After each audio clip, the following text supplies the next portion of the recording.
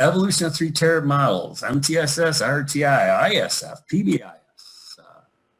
And this is all good stuff. The public health model, right? George Elby. Uh, the foundation for it all is data, right?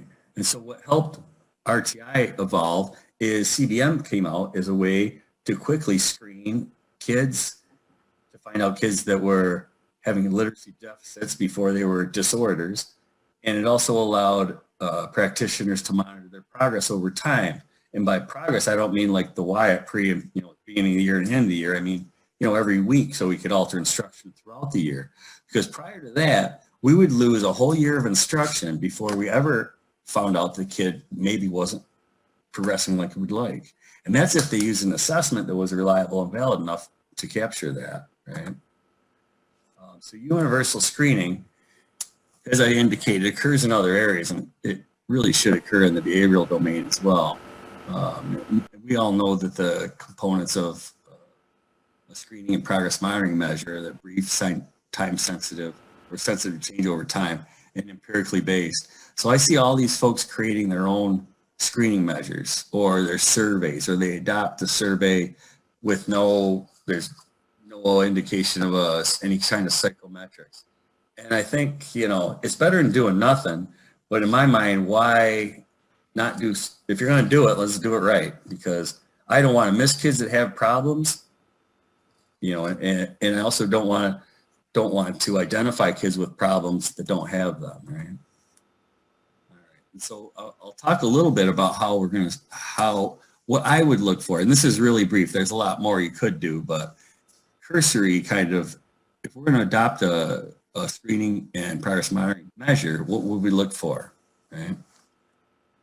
I actually did this with superintendents, and I moved really fast. It went better than I thought, because I never thought they'd sit through reliability and validity, but I think they got some of that.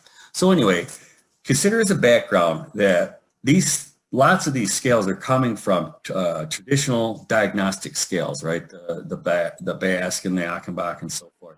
So as a backdrop, behavior rating scales for diagnostic purposes are made with traditional test construction models. And what they try and do is identify items that most reliably identify or differentiate children in different categories, different diagnostic or non-diagnostic categories, right?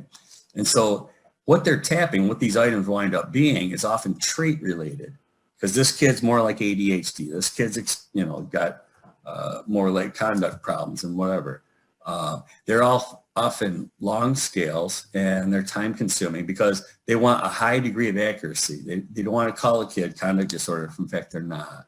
So in terms of how they're made, diagnostic scales are going to be made differently than screening and progress monitoring scales. And it was the same kind of thing that happened when CBM was being developed.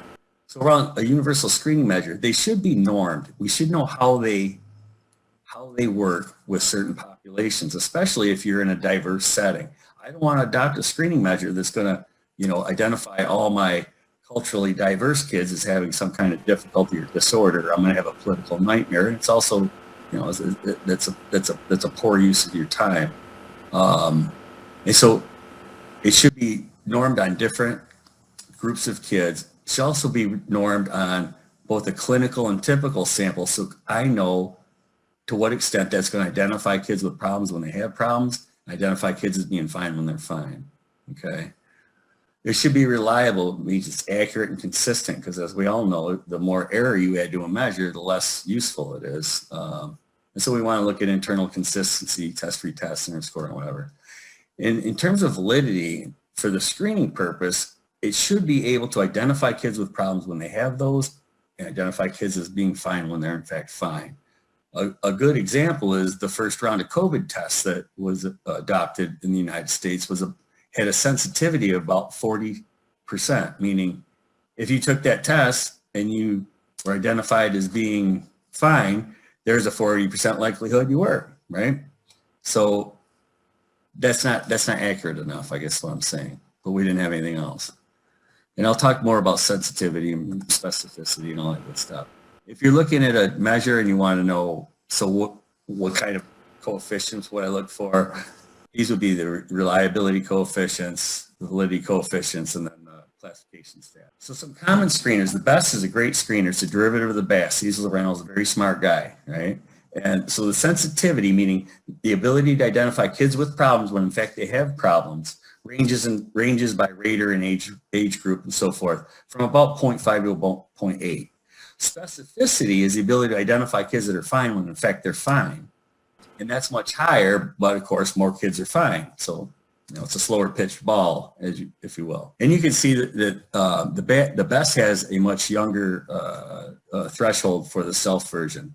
The BEST is also created from a diagnostic scale using a factor loading procedure where they identify the items that load best on that scale. In my mind, it's a very fine screener, but I don't believe it wasn't made to be used for progress monitoring. And so folks that do that repeatedly over time to evaluate their programs, I don't know what kind of numbers you're going to get.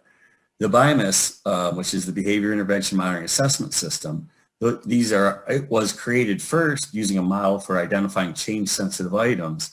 And secondly, of those items, we selected those that did the best job in screening. And so the sensitivity of scales from the parent to the teacher to the self range from mid 0.7 to 8, with the teacher being the highest, around 85%. Specificity, same kind of thing. And so other procedures or scales, the SSIS and the SSBD, don't have classification stats, so we don't know how they work. The SSBD is a multiple gating procedure that was developed by Hill Walker, and that was the first screening procedure I was aware of when I was working in the schools, and I was blown away that somebody actually developed it and validated it. At this point, I think there's better methods and ones that are more researched. Anyway, there's all kinds of resources for selecting screeners. There's the one that's referenced here from the Project Aware in Ohio. The folks from Florida, Nate Van Epps and a group down there just released a new guidebook to universal screeners. So the other piece of the equation, though, is not only that it screens kids and identifies kids with concerns, but also that it's able to progress monitor. Do these ratings change in response to an intervention? And also, do they remain constant if no intervention is present? Because we don't want a measure that's just tapping in the developmental effects. We want one that actually assesses therapeutic change, right? So for progress monitoring, and this is really the tough part and what folks are researching right now, is it sensitive to change? Will it reflect students' progress or response to an intervention? And can I use it across different student groups, different programs, different treatments, and different tier levels? So I don't want to do a different intervention for tier 1 and tier 2 and tier 3, or for kids in this age group versus this age group, or for kids getting CBT versus DBT. I want a general measure that I can use across programs and groups and tiers.